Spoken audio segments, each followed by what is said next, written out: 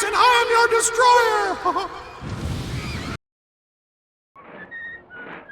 The Walt Disney Company, a magical empire built on selling dreams, childhood innocence, and happy endings. But in the brutal universe of South Park, the smiling mascot isn't a friendly mouse. He's a psychopathic mafia boss. You think God is in control here? I am in control! I've been in control since the 50s, in case you haven't noticed! He doesn't have HR department. He uses extreme physical violence to discipline his stars. Thor! You're here to flex and not think, you Today, we expose the dark reality of Mr. Mouse. We'll look at how he rigs elections, orders hitmen on his rivals, and covers up global disasters to protect his billions. Welcome to the Mickey Mouse Syndicate. Every great mafia starts with a simple street hustle. For Mickey, it was selling purity to teenagers. He knows exactly how to manipulate his audience. He puts on a high-pitched, friendly voice for the cameras.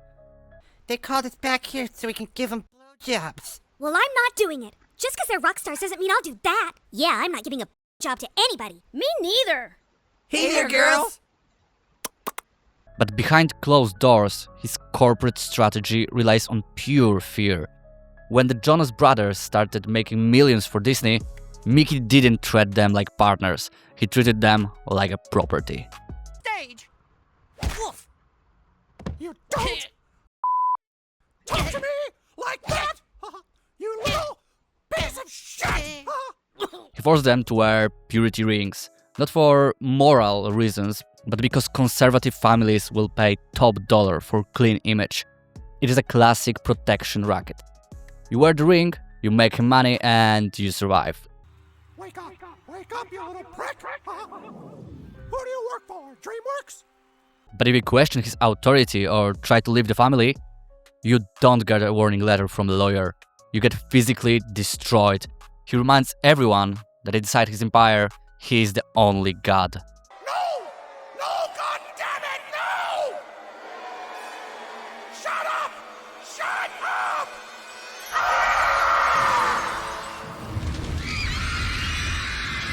But the physical violence is just a tool.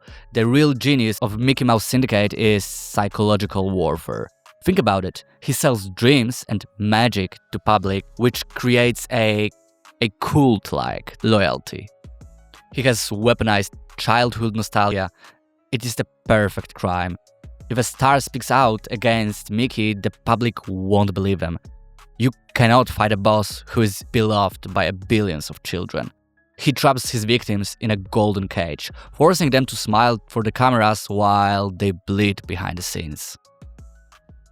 Forcing teenagers to wear purity rings was just the warm-up. The true corporate nightmare began when Mickey had to cover up the Wuhan incident. To China! Boy, you sure know how to party, Mick! Oh my God, look at her!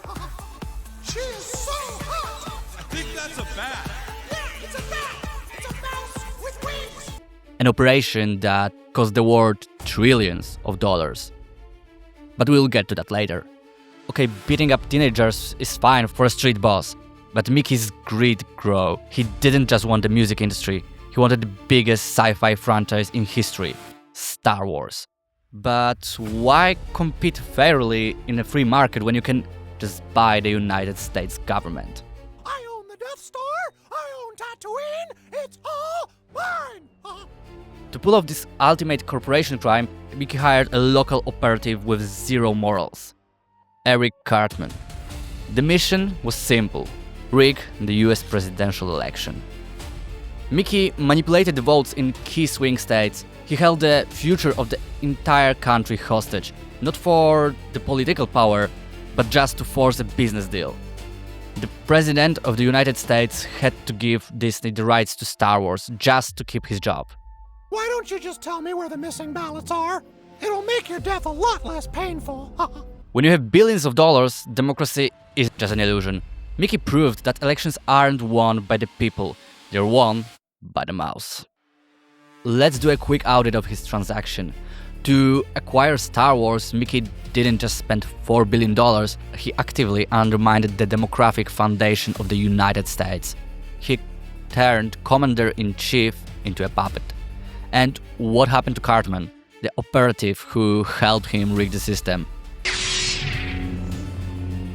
Mickey abandoned him the second the deal was closed.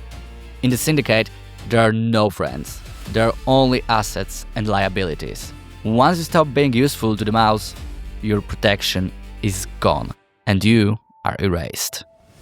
When Mickey acquires a new studio, he isn't just buying intellectual property, he's taking hostages. Look at the heroes of the Marvel Universe and Star Wars.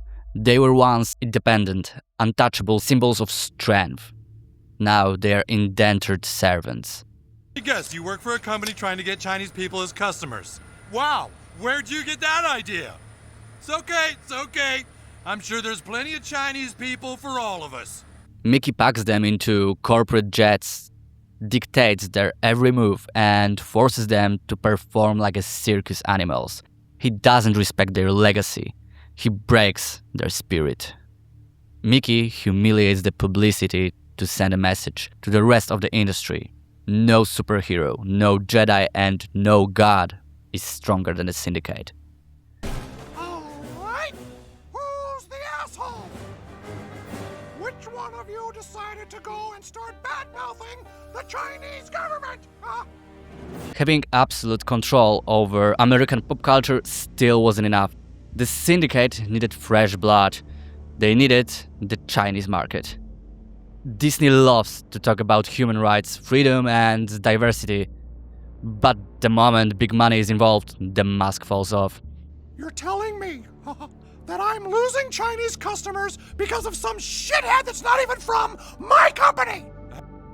The Chinese government had strict rules. If Mickey wanted to sell his movies there, he had to censor his own characters. So, did he defend artistic freedom? Of course not. He treated his legendary heroes like a cheap piece of garbage. But there was one character the Chinese government hated the most: Winnie the Pooh. You are a fat diabetic bear, and if the Chinese don't want you, then I don't either! Mickey didn't try to negotiate. He didn't write a polite email. He acted like a cartel boss. He ordered a hit. I can.